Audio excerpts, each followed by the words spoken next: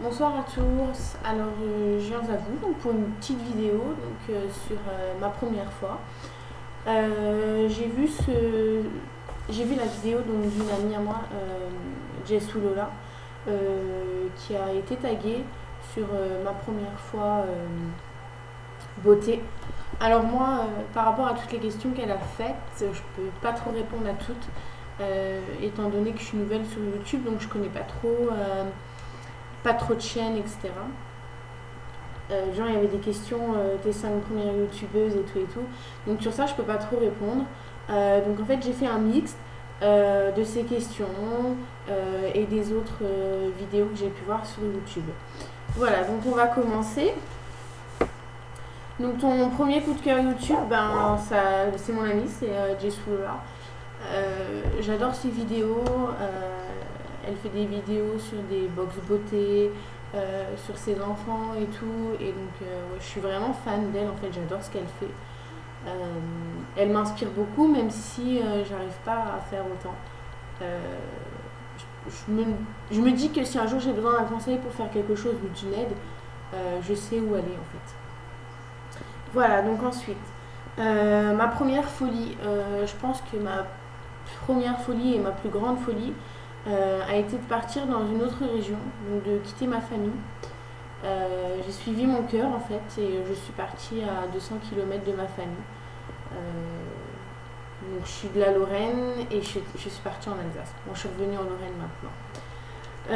Ensuite, donc comme je vous dis, la vidéo elle va un peu partir loin, enfin à gauche, à droite, beauté, questions perso, etc. Mais ça c'est mon truc, donc je suis jamais rectiligne et tout, jamais entre guillemets droite on va dire. Ensuite, mon premier maquillage acheté. Mon premier maquillage acheté, donc je l'ai acheté très rarement parce que mes parents, enfin surtout ma mère, voulaient pas que je me maquille. Donc le premier maquillage que j'ai acheté, tout discret, c'est ce gloss. Je sais pas si vous voyez. À la banane. Je l'ai gardé parce que ça me fait un souvenir. Donc c'est le seul truc que je rentrais chez mes parents avec, donc sur la lèvre, donc c'était tout discret. Ma mère allait pas trop quand j'avais ça, sinon je l'ai acheté, j'avais 15 ans, 14-15 ans, ouais. Et je me maquillais dans le bus. Donc après ça, j'ai acheté du fard à paupières, etc. Je me maquillais dans le bus, puis avant de rentrer chez moi, je me démaquillais. Je me remaquillais pour retourner l'après-midi, etc. Donc c'était assez marrant. Donc voilà, mon premier maquillage acheté. Ma première fois chez l'esthéticienne. Je crois que je suis jamais allée chez l'esthéticienne en fait. Ouais, j'ai jamais été entre guillemets fan. Je me suis dit que je pouvais entre guillemets essayer de me débrouiller et sinon j'avais des amis qui géraient surtout au niveau des épilations sourcils, etc. Sinon je peux faire le reste moi-même. Sinon, donc à quel âge je me suis maquillée pour la première fois? Comme je vous dis, 14-15 ans parce que ma mère ne voulait pas. Elle trouvait que c'est trop jeune. Et elle qui n'aime pas du tout le maquillage, voilà, en fait, c'était une raison. À quel âge j'ai commencé à prendre soin de ma peau? Sans me vanter, je trouve que ma peau, j'ai pas vraiment besoin de soins en fait. On m'a toujours dit que j'avais une peau de bébé, assez douce.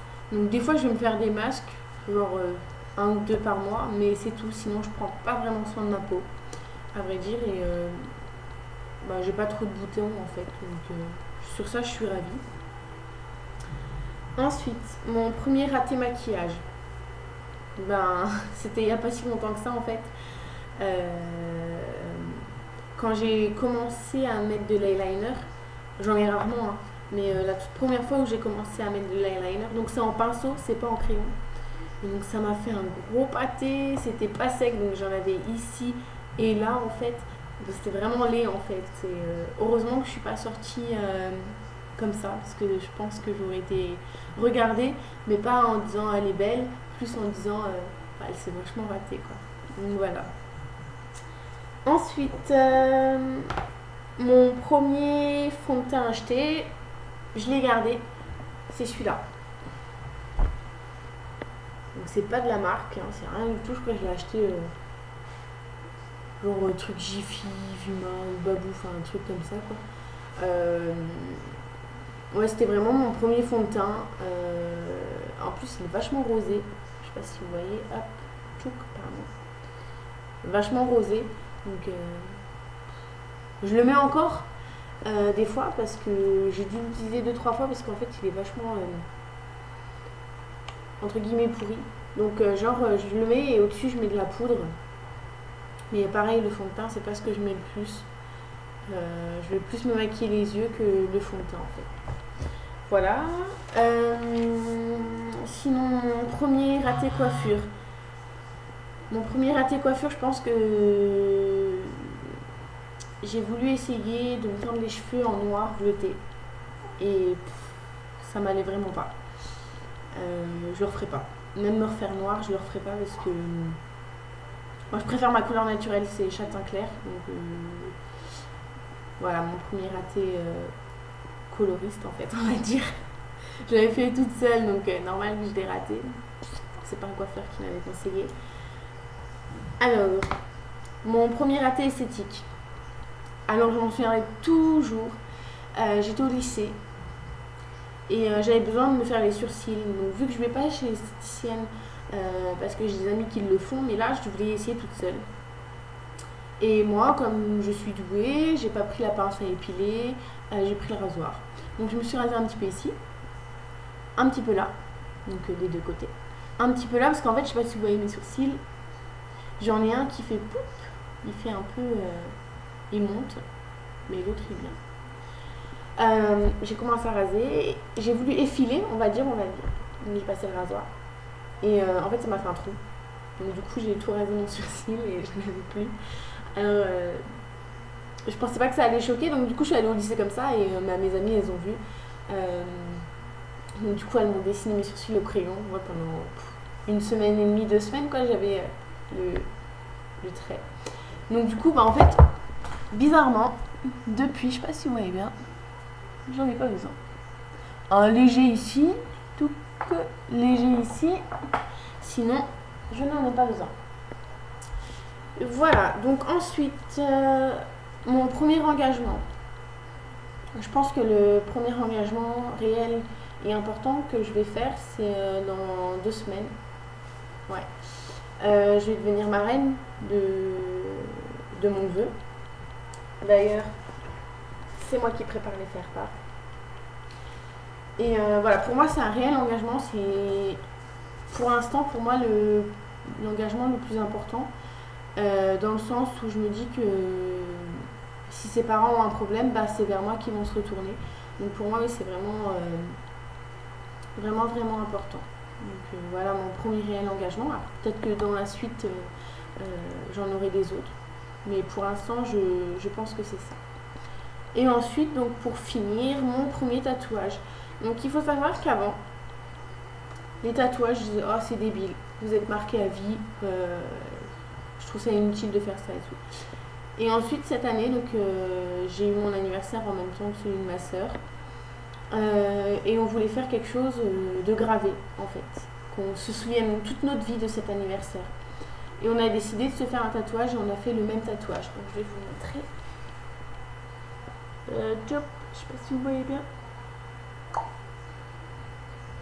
On va mettre comme ça. Bon, bref, je me suis fait tatouer Carpe Diem. Pourquoi Carpe Diem? Pourquoi au poignet?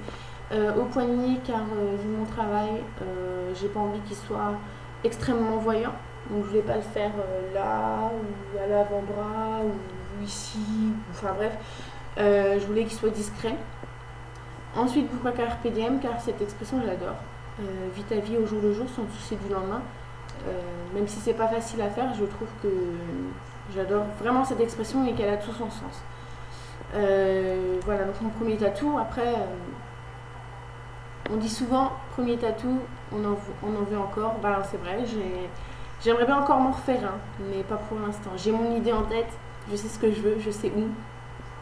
C'est un point d'interrogation parce que je le dis pas, je le dirai pas. Donc voilà, sur ce, donc, je vous souhaite une bonne soirée, une bonne lecture de ma vidéo. Je reviendrai vers vous sûrement pour faire des autres vidéos si je suis tentée ou intéressée par des tags différents, etc. Voilà, bye!